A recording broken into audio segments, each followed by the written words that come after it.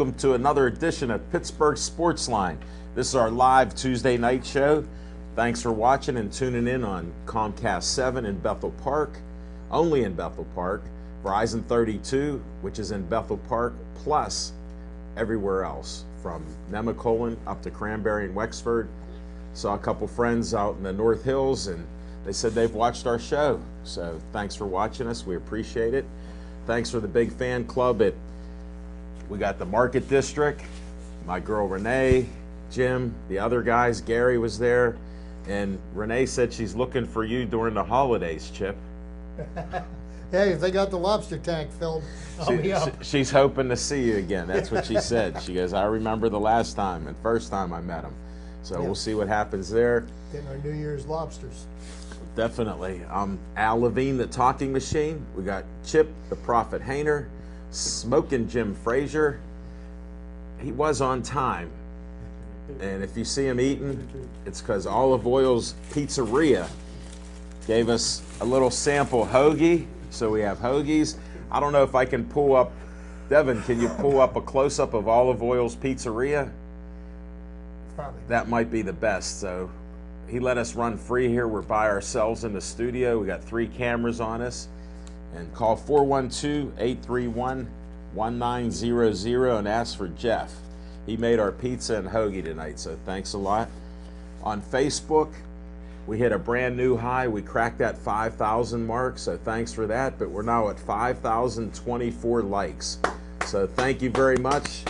Officially, that was in 2 years and 8 months, so we appreciate that. Even though the show's been on for 4 years, I only put us on Facebook a couple years ago. So thanks for liking and watching our page and our TV show everywhere. We start our first segment out with What's on Your Mind, and we're going to do that right now. Smoking Jim, you ready? Yes, sir. What's on your mind? Thanks, Al Levine, the talking machine. And if you want the green, We're a little further apart this week. you got to see Levine. I got my feet in like the giant wide receiver. Which one? They only got one wide receiver, I think. But what's on my mind is the Pittsburgh Sportsline Player of the Week. And I always like to start off with the honorable mention. Honorable mention got to go to Ronnie Jones from Central Catholic. Ran for 134 yards on 16 carries. But the Player of the Week got to go back-to-back week to Kazon Pugh from Aliquippa.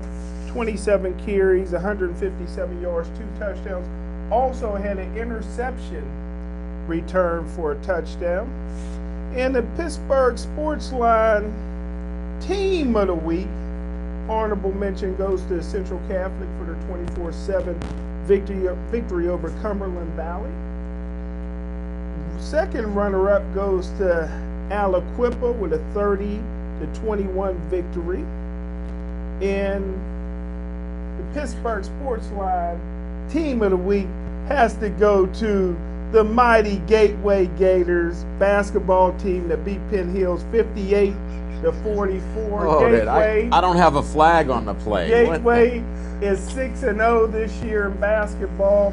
Hey, Smoking Jim, there's a flag on the play. They start, and I've been telling people all season long, I should call them Golden State Gators.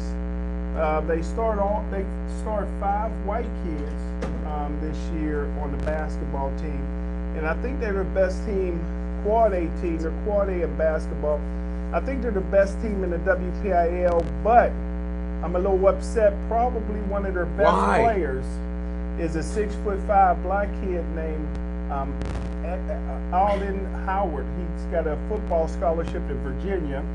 Super athletic guy, but he's concentrating on football and didn't play basketball this year. So I'll never mention his name again.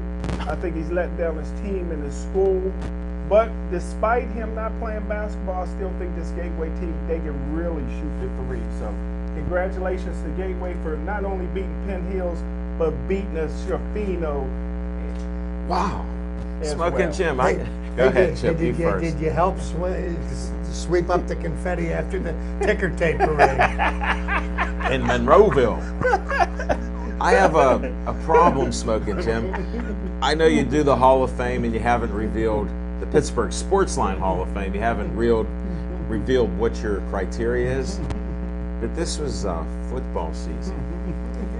So I have to vote against it if I have any vote. It's basketball. Oh, you don't understand. You said it was during the football season, one team. Now I've had complaints. They go, there's honorable mention, and there's second honorable mention, then there's a third team. You know what? And far be it from me to bring any rain on Jim's parade. Right. But I think Plum's ranked #1 in the Quad A right now. And the coach got suspended. We know. Somehow you were in the Can't yell at stands. the kids anymore. You were Come in the on. stands, and he was yelling at you. I heard. That's what happened. Well, You went to see it. But Smoking Jim, we're gonna have to have a new segment. Football, Pittsburgh Sportsline football team, and then if you're gonna do basketball season, Gateway is No, officially banned. we could switch that. We could do it football fact, basketball fiction. Yeah, but that's his later segment. But Gateway is officially banned from Pittsburgh Sportsline, and I'm gonna use a baseball metaphor for batting out of order. That's it. That's a ruling. I got to play commissioner like Judge Landis, and we will talk some baseball later on. Smoking Jim, it's always one of our most interesting segments, Thank you, sir. and you didn't even have anything to eat, so your sugar levels must have been out of whack. So I know next week you'll come back and give us that football team that's #1 on Pittsburgh Sportsline. Because you did hold it. Now, can we roll that tape back, Devin? Didn't he mention football players, player of the week? All right, he's in the penalty box. Let's move forward. Chip Hayner. I'm just shocked, but what's on your mind? What's on my mind? Well, I'm going to touch on one thing first. The first thing on my mind, and then I'm sure Alan and I will have something to say about the subject a little later on in one of our segments. No doubt. But for once, my congratulations to the Commissioner of Baseball. One of the commissioners of the major sports has finally got it right. Pete Rose will not be back into Major League Baseball, is still banned for life, and there will be no revisiting of that. So, hey, everything that's happened to Pete Rose, he did it to himself. He deserves it all. So, Wait till we tell Smoking Jim what he did. but if you want to know what's on my mind, I think, we were talking about this last week. Is about the underachieving Pittsburgh Penguins. And, the team is just, it's laughable the way the team's been playing. So, of course, the players, once again, have decided to lay down and get the head coach fired, which is, a little trick that Mr. Crosby learned from his mentor and partial owner of the team, who seemed to be the master of making coaches come and go. So now we've got a new head coach. Now, I fault the Pittsburgh Penguins management for the mismanagement of this team, the direction it's going in, and actually taking a team that they thought was worth $750 million, but is only really worth $550 million, and the price is going to keep going down. And then, just to give you an example of what kind of foolishness these people, they don't want to own the team anymore. It's obvious. They're trying to sell it. Okay, Ron Burkle wants out. Mario Lemieux, when was the last time anybody saw him? They haven't. Okay, he doesn't even want to be around the team. So here's what my point is. Okay, so they hire Mike Johnston to be head coach, and he's allowed to bring in one assistant. Now, other than Mike Tomlin, I have never seen a coach that was ever told that these are your staff. The head coach usually hires his own staff. So Mike Johnston gets fired, and the only other coach that gets fired is the only one that he brought with him and hired. Okay? Poor Agnew. Now, this leads me to Rick Tocchet. Rick Tocchet is a fan favorite in Pittsburgh. Toughest guy I've ever seen play hockey. Played hockey with a broken jaw. Wow. The guy was a Stanley Cup champion Penguins team. Just an overall tough guy. His one and only responsibility was the power play. The Pittsburgh Penguins, with all the highest priced talent in the league, have the worst power play I have ever seen. And what the new head coach said, it seems like they're insistent on passing the puck into the net. Nobody's shooting it. So how does he keep his job, okay, when the head coach gets fired and his number one assistant gets fired. Here's a thought. Maybe when you fire the coach, you just clean house and bring in a whole new band. So they bring in a new coach, and he's stuck with Rick Tocchet as an assistant coach. Now, Rich Tocchet's no longer in charge of the power play. So what's he doing there? I think they say he's scouting 5-on-5, which basically means he's getting paid to watch hockey games and not much of anything else. So this is all because this is Mario's money. This is not good for the franchise. And, you've got a new coach in that comes in, and he's supposed to be a hardline kind of a guy, take no guff from anybody. Last night didn't start off well for him, but, you can't expect miracles in a day or two. But, I would have had some more respect for the Pittsburgh Penguins if the general manager, Mike Rutherford, would stand up to these players, if he'd have said to them, okay, the coach that you guys didn't like is gone. Now here's what's going to happen. This new coach is going to lay down the law. You guys are going to abide by it and produce. And if you don't, you're going to be gone, not him. I would like to see that kind of an attitude taken with these overpriced bums that are skating in our Console Energy Center. But maybe I'm being a little bit too critical, but I'm a very frustrated Penguins fan. But that's what's on my mind. Wow. I thought Bounceman was still coach. Have you watched a hockey game yet? Yeah, he is in Buffalo. Well, guys, we have another interesting situation here. Something happened in the studio. This isn't being broadcast right now. So, Devin, I don't know if we need guidance, if we should stop. Did Dave get in here and will he give us an okay? Because if we're not, I know. Just keep going. Is it being recorded somehow? No. It's being recorded? Good. All right, great. I'm glad to hear that. He can cut this out on the next part when he does it. Well, I'm glad that great start with both of us and all three of us and me ruling Smoking Jim in the penalty box. But Chip, you were spot on with what you said. I've been thinking that and seeing it. That's not what's on my mind, though. Good. What's on my mind is Tomlin is not really a head coach. He's a cheerleader. He has great players, and without Big Ben, like Smoking Jim and Chip have said, we wouldn't be anywhere. What happened at the beginning of the game, it sounded like kids playing in, I'll try to be respectful, 8th grade, not 6th grade. He said something to me, they said something to me, and then all of a sudden he's not going to go over what he said, she said stuff today. It's laughable. I rarely listen to when he does his little after the game talk the next day, because you don't get anything, you don't learn anything.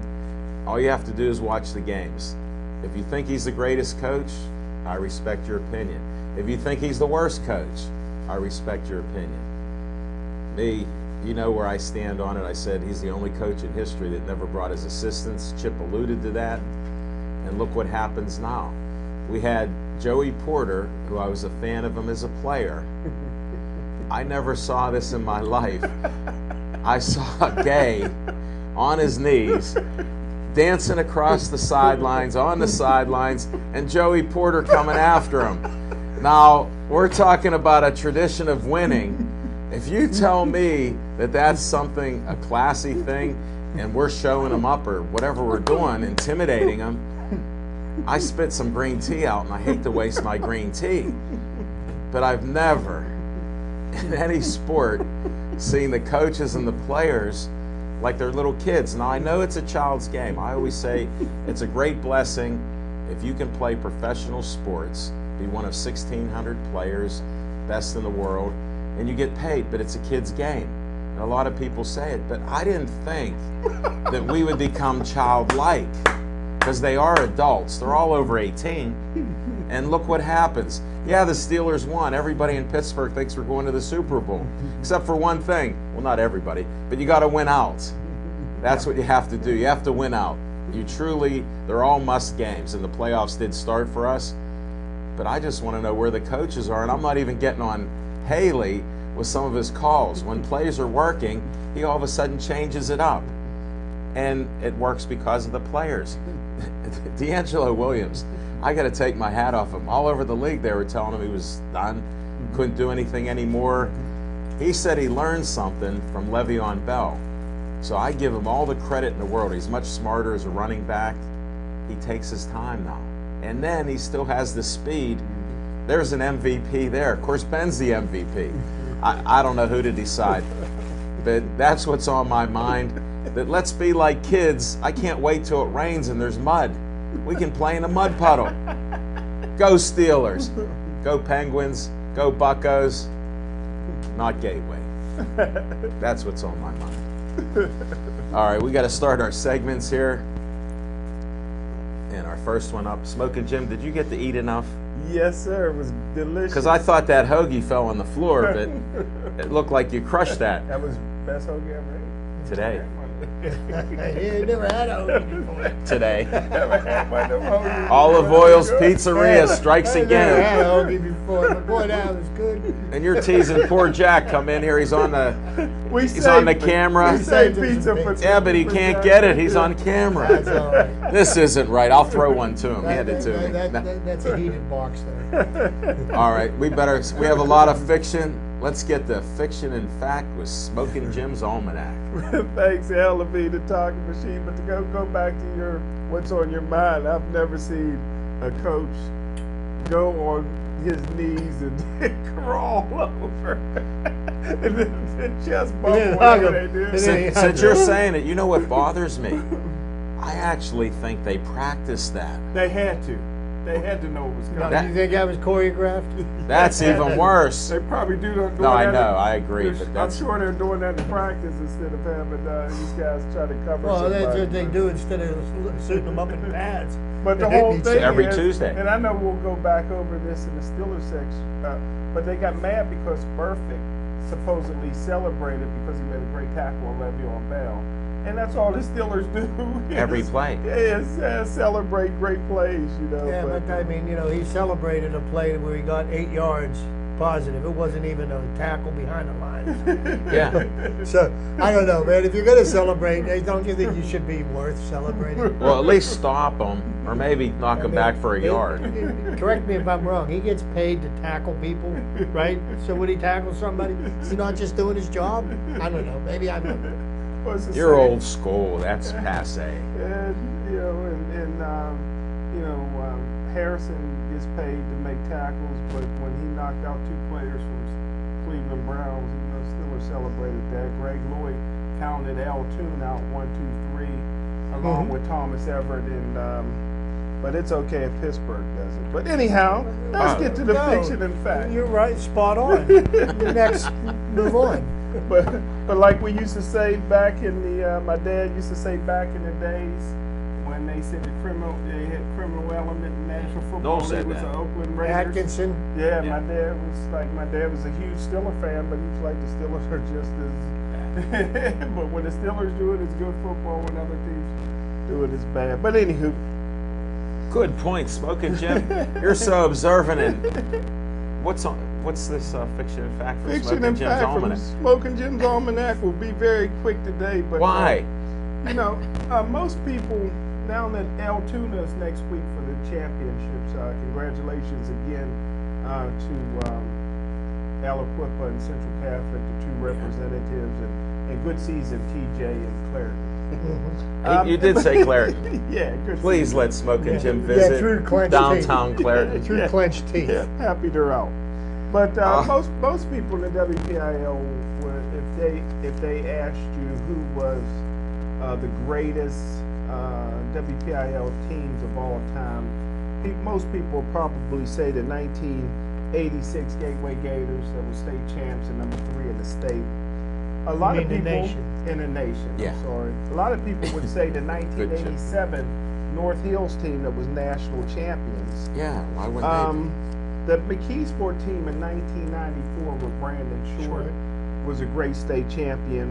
But in the words of Roberto Clemente, who used to say, for me, the greatest team I ever seen in WPIL history was the 1995 Penn Hills High School team, that their offensive line averaged over 300 pounds. That particular year, they were bigger than the Steelers and Pitt's offensive line, led by DeMond Gibson. They had two 1,000-yard, 1,500-yard rushers. Both their tailbacks alternated. Both of them went over 1,500 yards for the year. I went to see them from the first game on. The first game, they played a junior running back from North Hills by the name of LeVar Arrington. And LeVar Arrington was a parade All-American running back in high school.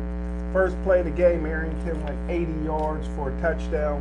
Didn't get 100 yards total for the game.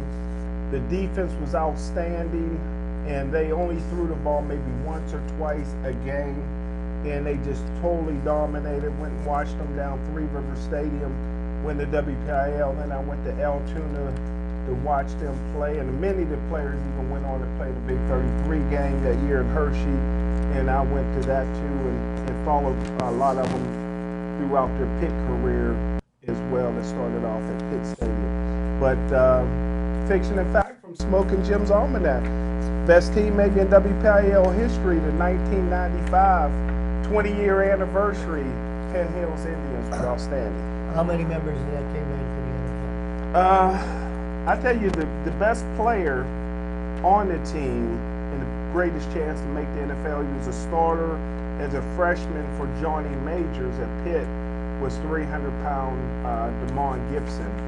And then the sophomore year, Walt Harris came in, and he played a little bit, but I don't think any of the players made it to the NFL. Just to show you how tough it is to make it. Well, it is. To the National Football League. It is. I mean, there's only 1,600 jobs available, and there's probably 160,000 that play football. So I mean, that '87 North Hills team that won the national championship, I don't think anybody off of that team made it, and being that it was a all-white team, the cornerbacks didn't make it, and I'm still upset. I'm going to start a reality show.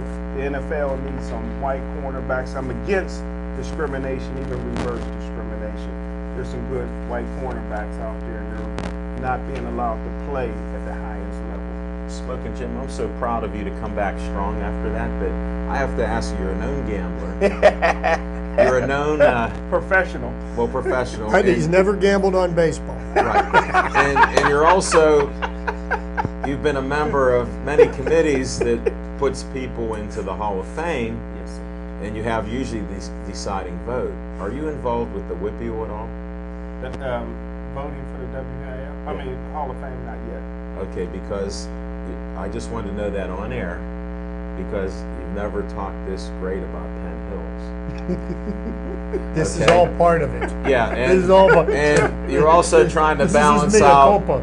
Yeah. Don't explain what mea culpa is to him. But this may explain why you're so overboard with basketball during a football segment, because you did not redeem yourself on Pittsburgh Sportsline.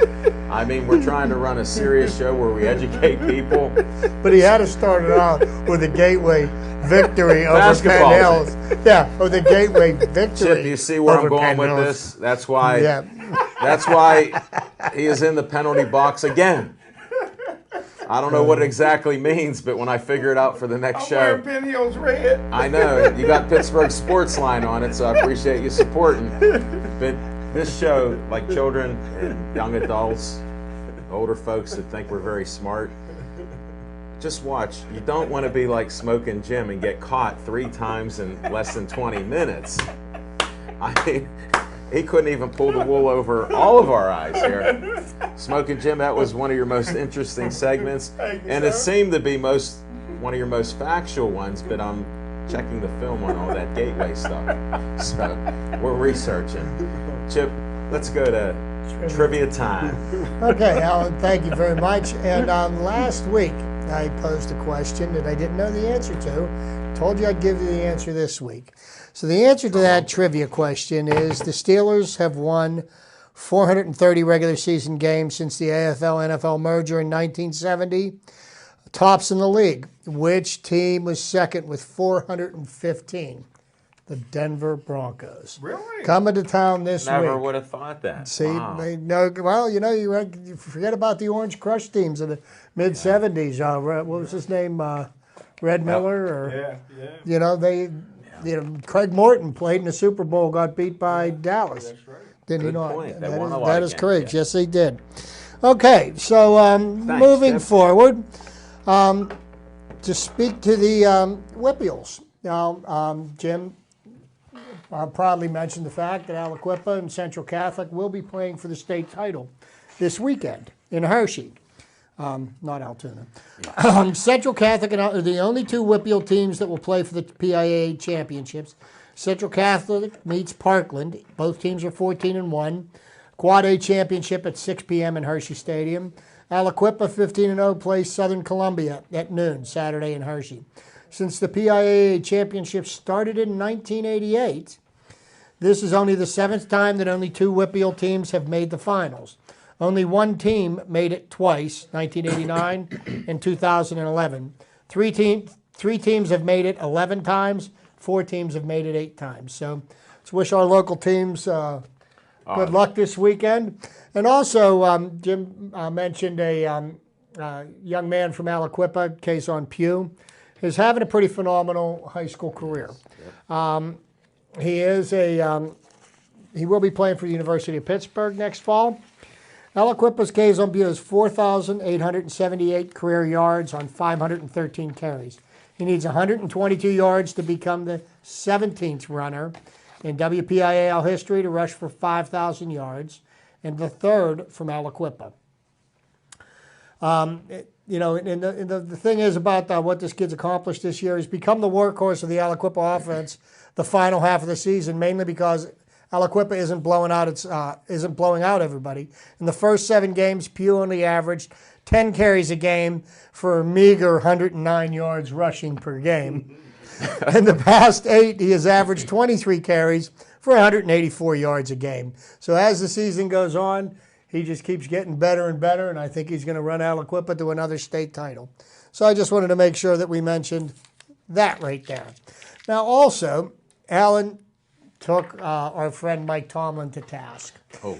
And 2 things happened on Sunday that will go in the Steelers record book. The Pittsburgh Steelers have become the only team in the NFL to have 3 head coaches to win a minimum of 90 games. Mike Tomlin won his 90th game on Sunday. And now the Steelers have 3 head coaches with a minimum of 90 wins.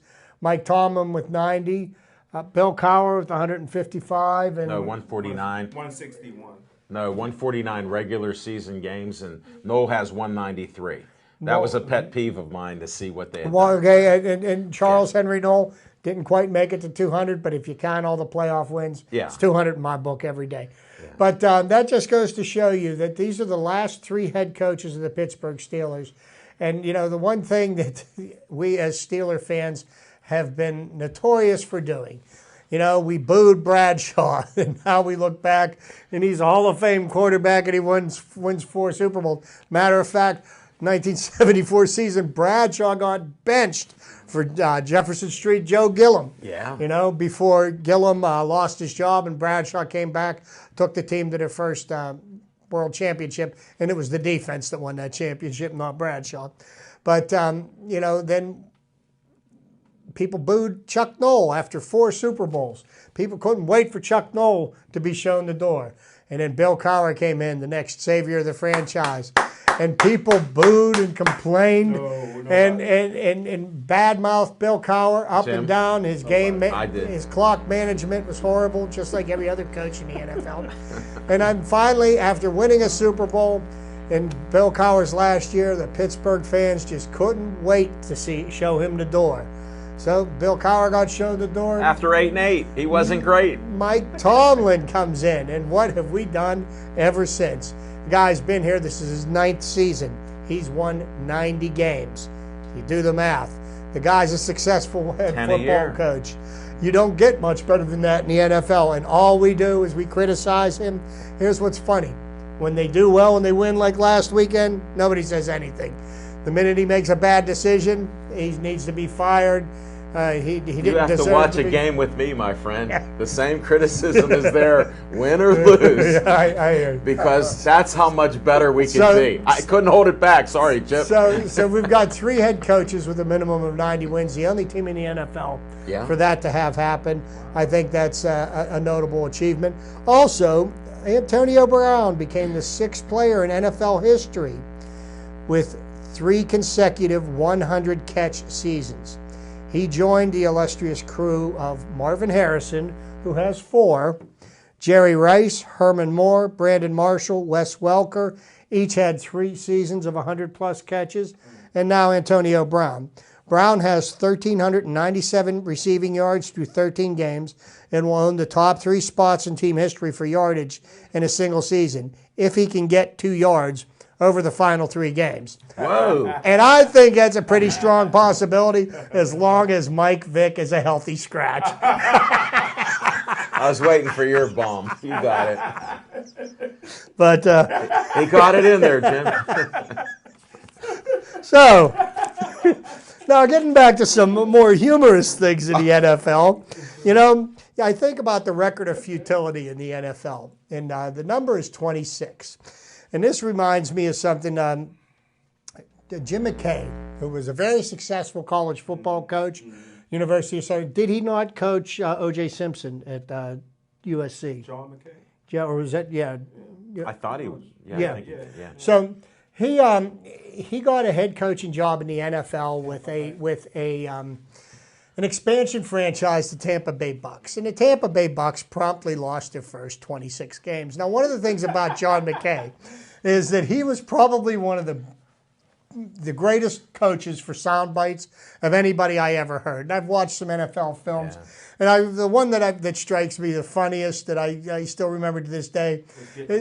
No, one of the announcer goes, the reporter goes to him. He goes, "So what do you think about your team's execution today?" He goes, "I'm all for it." That's true. So that was December 11th, 1977. The Tampa Bay Bucks finally earned their first NFL victory, crushing the New Orleans Saints 33-14. They'd lost their and that streak of futility still stands. Not even the illustrious Detroit Lions could come close to that one. Shocking. Now, they go from another example of futility, the lowest scoring game in NFL history. Well, that record happened, that happened twice, okay? Kerry Blanchard kicked a 45-yard field goal in the opening quarter, provides the lone offense as the Jets scraped past the Washington Redskins 3-0. This was on December 11th, 1993. It was the lowest scoring game in the NFL since New England defeated Miami 3-0 in 1982. So not only what did they say? Lightning struck twice. Yeah. So it does. On Pittsburgh Sportsline. Okay, now speaking of lowest scoring games, how about the lowest scoring NCAA basketball game? Because basketball season has started. Tennessee beat Temple in the lowest scoring NCAA basketball game since 1938. The final score of this game was 11-6. What year? December 15th, 1973. Wow. 73. That's amazing. So they didn't have peach baskets. They were no, they did not. And after my criticism of the Pittsburgh Penguins and a young, and a certain superstar who doesn't perform, Patrick Kane had a 23-game point streak in the NHL. Who was the last player to record a point in 25 consecutive games? That was before his concussion, none other than Sidney Crosby. Hasn't done it since. So, we do have to give him recognition for what he has done. And let's see what we got here. The only defensive player to win the Heisman Trophy. Still playing in the NFL. And he's one of the league leaders in interceptions this year. Hey, man, he should have got it that year. Charles Woodson of the Oakland Raiders. He's one. It's amazing. A fountain of youth. He drinks green tea, smoking Jim. And who beat out John Elway and Eric Dickerson to win the 1982 Heisman Trophy? Herschel Walker. That is correct. That's what I've got. One last thing, Neil Walker was traded from our Buccos. He got traded to the Mets. And in his first full season at AAA Indianapolis, which was back in 2008, he was named the best defensive player that year. At what position? As catcher. Third base. Third base. Neil Walker. Neil Walker. Neil Walker, he was drafted out of high school as a catcher. Yeah. And he spent a couple of years languishing at the catcher's position. They asked him to move to third base, he came into the major leagues. He didn't become a second baseman until he got up into the bigs. Yeah. And Bill Mazeroski was instrumental in teaching him how to turn the dumbbell play. Was he at in the minors at Altoona? He would have been at Altoona. Maybe that's where I got it from. Well, he was a catcher in the minors. He was signed as a catcher. But Just ask him what position he played on the football field. He'll tell you. Wide receiver, See? brother. Great hands. Chip, great trivia. Great One job. guy I wanted to put out for some research for another time for great quotes, Hank Stram. Yeah, Of the yeah, Kansas yeah, City yeah, Chiefs. That was great. They did special segments on him before Yes, they even sir. did stuff like that. Yeah. Hank Stram won Super Bowl IV. Right. Beat the Purple People Eater, Minnesota Vikings, Yeah. Exactly. One of my favorite which coaches. was almost as big of an upset as the Jets Jets. beating the Colts the year before. My dad still thinks that game was fixed. Which one, the Jets and the Colts? Yeah, he still thinks. We'll have a special off-the-air show about why you have betting lines in Las Vegas on sports. What do you have, the over? All right. I go to my on locations.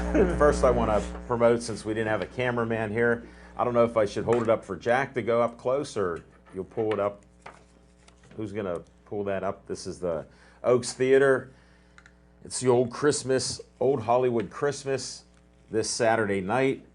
We got Jessica Lee, Mark Strickland, Mike Clancy, Rick Louse, Glenn Ooch, and it's a food raiser. Bring your boxes of cereal, non-perishable boxes of cereal. Chip and Smoke and Jim know that, so that means the one that you've eaten, go buy a new one. All right, bring that. I told Steph, don't buy anything chocolate because it's never leaving the house. Yeah, don't do that. So the guys are getting ready. Doors open at 6:30. There's a bar, there's food, there's drinks, there's free hand drum lessons, Smoke and Jim. I'm not picking on him, folks, but he has 14 confirmed godchildren. It's down from 26 because now we verified that. This will be a great event, 7:30 to 9:30. And I've heard some of the practice songs that Jessica Lee and plans on doing in the Christmas story. They got a lot of people and kids. There'll be actors and actresses there. It should be a big production. So, yes.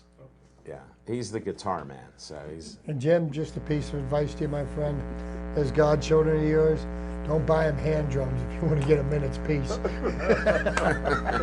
I was trying to get him to get hand drums.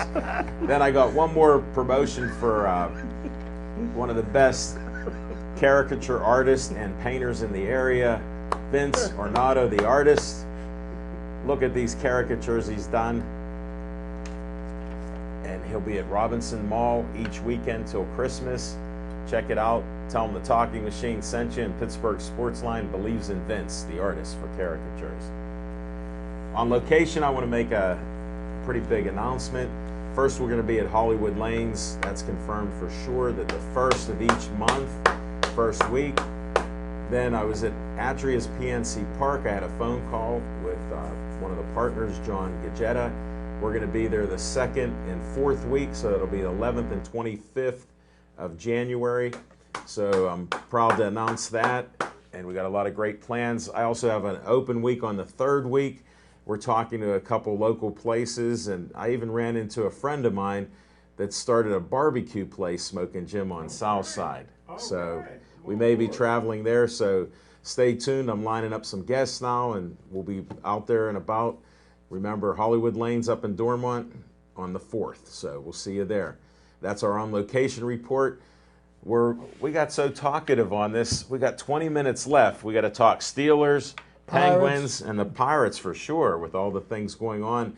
And Smoke and Jim, you didn't give us a report on the Heisman. I thought you might have said, but you may have missed it with all your travels. And you're the happiest. I got to give my championship chase report. I missed the one last week, so I watched 2 in one day. Oh, thank you, sir. My mind is spinning. He's the happiest man in media. I call him the busiest man in media, so now I got to call him the happiest and busiest man in media. Then I found out, Chip, he keeps winning this belt, and he holds the belt like this. And he's always mentioning Gateway, even has nothing to do with anything. You don't ever bet on him. No, he can't. Nobody will take the bets. He's a season ticket holder, so they know he's there. Call Pete Rose. Yeah. But this He knows the book.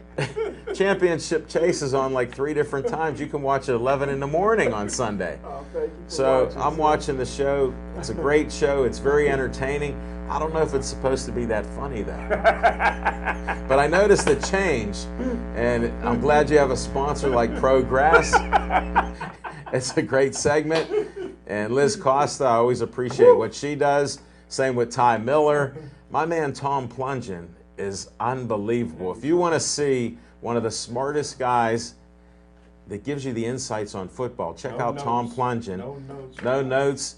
And he's getting to be more patient with our friend Ida, and guest of our show, who's very consistent in what she believes. She loves defense no matter what. So I watched the show. Brian Cook's even good in the locker room, so a lot of great people on that show. I'm a big fan of it. Maybe I could get on there. That's my pitch. Get me on there. We'll see. All right, enough playing around. Thanks for the prop. Thanks for the prop. Al Levine, the talking machine.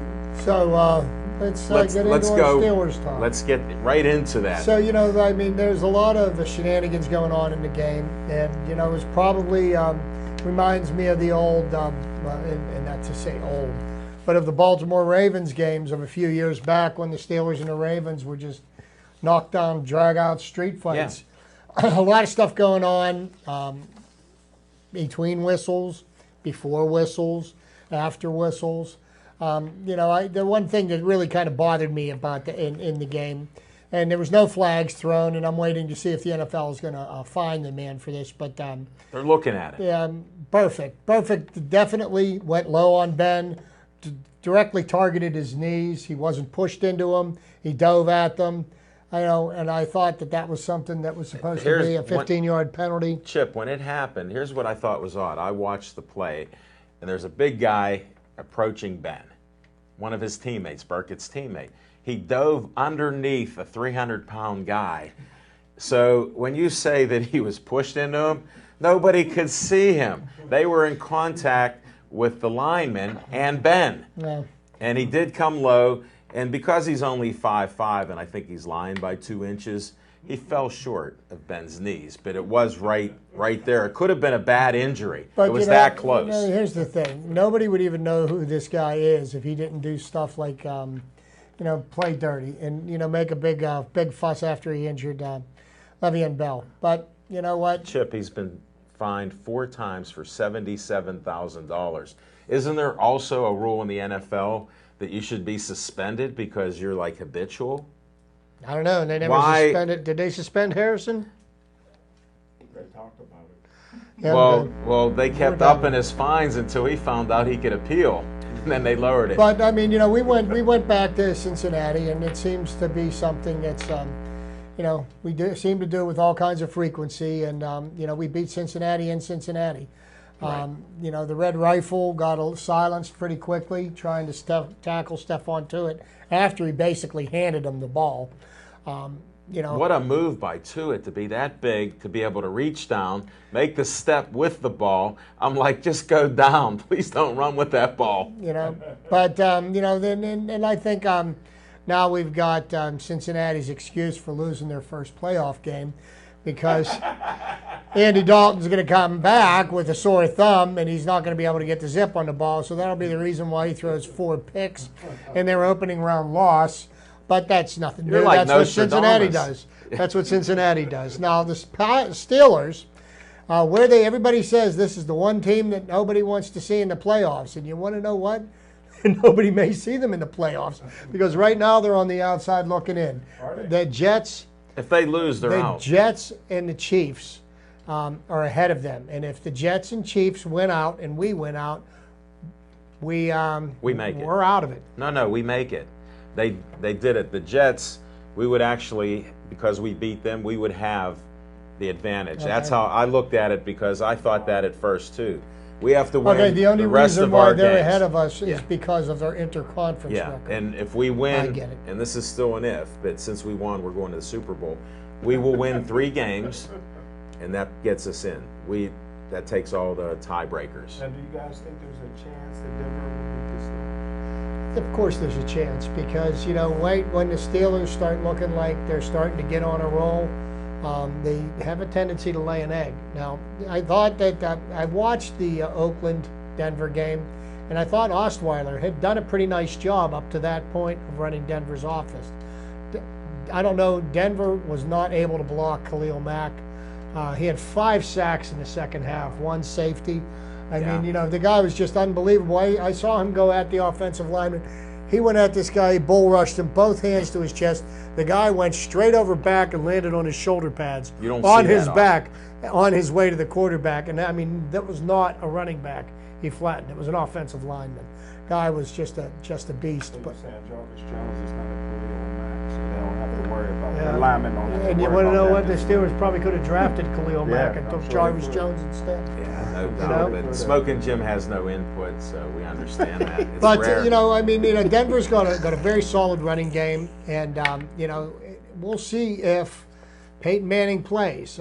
Peyton's going to be practicing this week, and you know, I actually think that Denver's a better team without him at quarterback. I hope Peyton Manning plays because his career is almost over, and the Steelers do need a win. I predict a win. Steelers will beat them. It doesn't matter what they do right now. They're still going to be positive because I know Tomlin's giving them a pep talk. We can remain thugs and get away with it.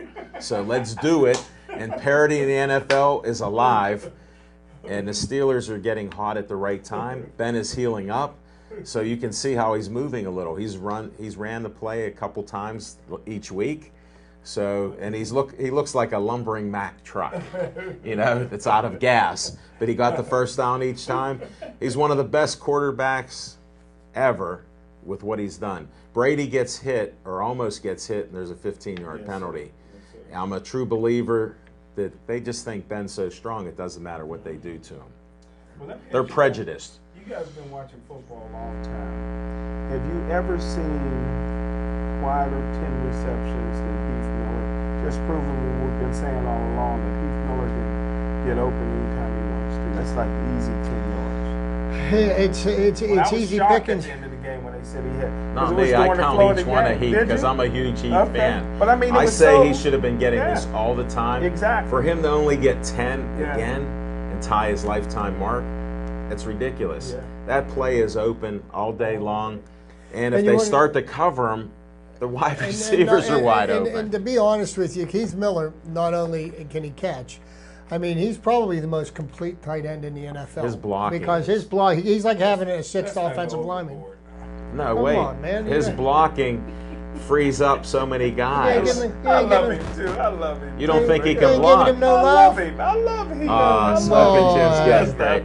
He starts with the love fest. Now he's saying he can't block. I love him. He can block, but come on now. He's a former college quarterback. He blocks like a former college quarterback. It doesn't matter. He does knock some people down. He's bigger than he was when he was a college quarterback. Yeah, some people. And stronger. So you know what I mean, and so you know the Steelers they beat if they beat Denver this week, you know I think one of the games they're going to trip and stumble on. They're going to lose to either a Baltimore team that they got no business losing to, or their little idiot Johnny Football. Denver beats the Steelers, would they have more all-time wins since 1970 since the merger? No, you missed the point. No, we had 4. Math was not a strong suit for you at Gateway Homeschool. I knew it was close. I knew no, it's like we got about a 6-game cushion right now. Woo! Unless they beat us 6 times. Using Gateway Math from Smoking Jim. Chip, it's possible. Because, you know, we won last week and they lost. So we went up one more on them. So. Yeah, one more on, okay? On them. That's what it is. I'm glad we got Math straightened out. For the Steelers, what do you think, Chip? They going to win? I have a feeling, yes, they are going to win. You know, I think if the Steelers can continue playing a balanced offense like they have been, Ben just has too many weapons. Denver does have the best defense in football, but, you know, the makeshift offensive line, you know, they lost 40% of their offensive line. They're still keeping people off of Ben. Sanders get 100? He said Peyton Manning is the hardest working quarterback he's ever been around. Well, sure, because he's throwing him the ball and he can catch since he got to Denver. He couldn't catch in Pittsburgh. Smoking Jim, what's your prediction?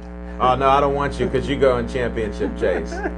Don't do that. They might watch. You don't have to predict. No, he'll just pick both sides. He'll be right on one of the No, here. And if they watch on championship chase, for some reason they let Smoking Jim pick last. It's amazing. It's amazing. We got to start doing that on this show. Pick first. So next we're going to go into an abbreviated Penguins segment.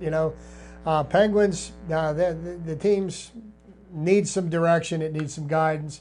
Need to see some leadership. And leadership's got to come from the star players, and it hasn't. Here's the thing that confuses me. You got Chris Letang, who had problems with concussions last year. Now he's out indefinitely. He's on injured reserve with another concussion. And I said this at the end of last year, at the beginning of this year. Chris Letang is one concussion away from, his career ending. Sure. And, he's going to have to start thinking about that. He's got a wife. He's got a family. Bo Bennett did what Bo Bennett does. He plays one good game, and then he ends up on the injured reserve for 4 to 6 weeks. He got flattened by TJ Yoshi last night of the Washington Capitals. But here's the thing that confuses me. Now, Marc-Andre Fleury played goaltender last night. Okay, in the game, halfway through the third period, Penguins were only down 2-1. Marc-Andre Fleury's playing a pretty good game. He gets beat a couple of times late in the third period. We lose 4-1. Now it's reported that Marc-Andre Fleury is out for at least 2 weeks with a concussion. So one of the sports writers asked, well, did he get that concussion in last night's game? No, we don't know when it happened. The game before. Well, how do you not know when it happened? I mean, either got hit in the head or he didn't get hit in the head. I mean, you're telling me that you're not paying that much attention to your players when they're out on the... So who knows? So what did he do? Did he play the game in a coma and just happen to get in the way of pucks or whatever? I mean, it just goes to show you, speaks to the mismanagement of this team. It's like, it's like the Keystone Cops. Well, the only thing I can say, Chip, is before they had this protocol, I know players that played great with concussions over the years, and a lot of people did. Everybody was almost concussed because the helmet you had, I know when I played, they just started with the air and water, and sometimes they'd be deflated. So you were playing with a helmet that was... Oh, what, Bill Belichick get a hold of him? Yeah, well, it was just natural. Yeah, Smoking Jim will tell you. But there were concussions people can't perform, and they have over the years. It's what happens after that. That's what they're looking at. And you can become, look at Hoyer. Brian Hoyer, just to go to football, his career might be over.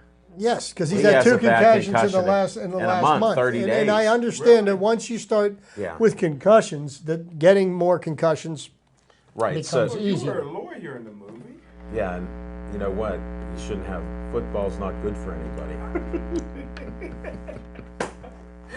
Yeah, if they go by what these protocols and everything are, you're going to have very few people playing football anymore. No, they will always, that's my You're just opinion. That's my entertainment. Yeah, they're a piece of meat. They're going to have flag football for you. As long as it's in lingerie.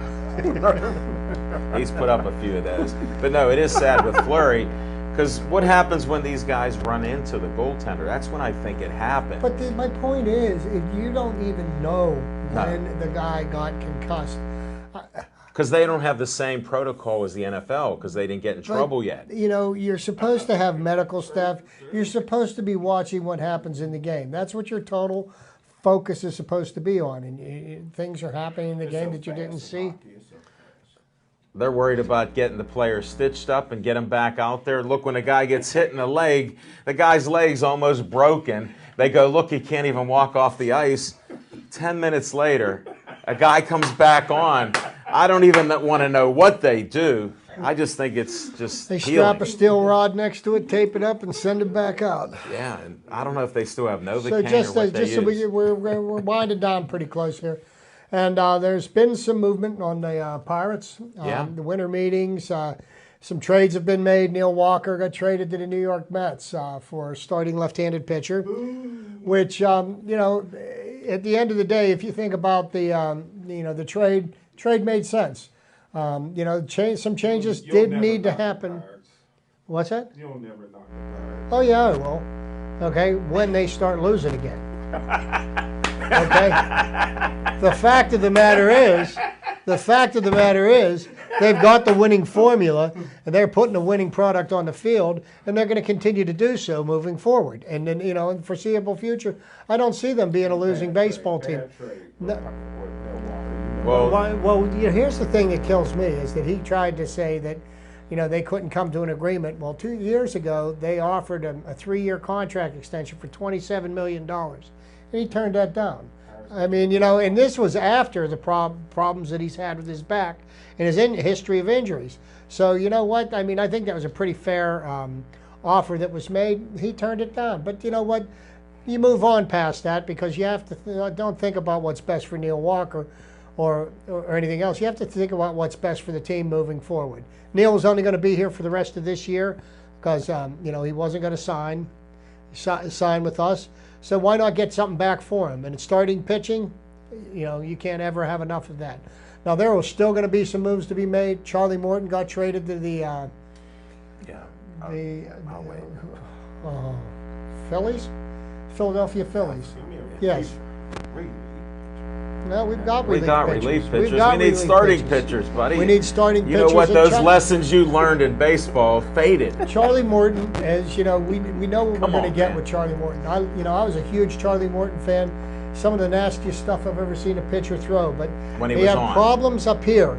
It wasn't mechanics. It wasn't, for whatever reason, he overthought things.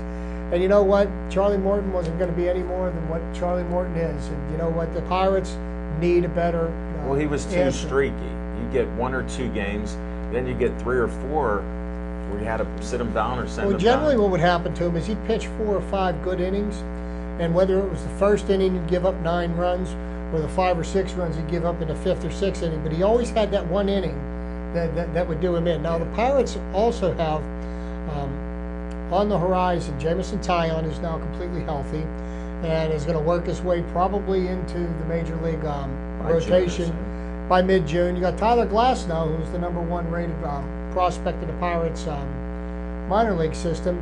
He's not far from making it up. So they've got some young arms getting ready to come in and supplement the pitching staff. I still believe that they're going to sign a free agent, starting pitcher. You're the only one and he's not maybe on here, but we need some hitters too. We need somebody that can hit a home run. We've got to have a solution to our problems at first base. Now, Michael Morris, right now, as it stands, is our starting first baseman. I don't believe that he's an everyday starting first baseman. We lost 40 home runs. Where are we going to replace the 40 home runs from Pedro and Walker? We don't have it. We're playing small ball, and we'll be fine. Singles, steals. I knew that would shut you up. I knew you had the bars. You know what? I mean, right now, to answer that question, actually, we've got those home runs in the lineup. They just haven't been producing. You're telling me that Marte can't hit more than 18 home runs in a season? I bet you Marte's going to hit 30 home runs very soon. Polanca's a guy that's going to get you 20, 25 home runs, and he's just learning how to play the position. Gong has got a nice stick. He's been putting the ball in the seats. Healthy, though. Josh Bell will get you some. You know what? When he's ready, and you can't. The biggest mistake that you can make is rushing somebody too soon to the majors. You saw it with your hero, MVP. Except Pedro Alvarez. Guys, we're going to have to end it. It's been an interesting night. Thanks, Smoking Jim Frazier. Thanks, Chip Hayner. I appreciate it. And thanks all of you for watching us. Verizon 32 everywhere. Comcast 7 only in Bethel Park. Thanks again for all the people that have liked and watched us later on. We appreciate it. Thanks for Devin Shea, Dave Cable, and Jack was in here doing a great job. We're out of time, Jack. Stay Joey strong.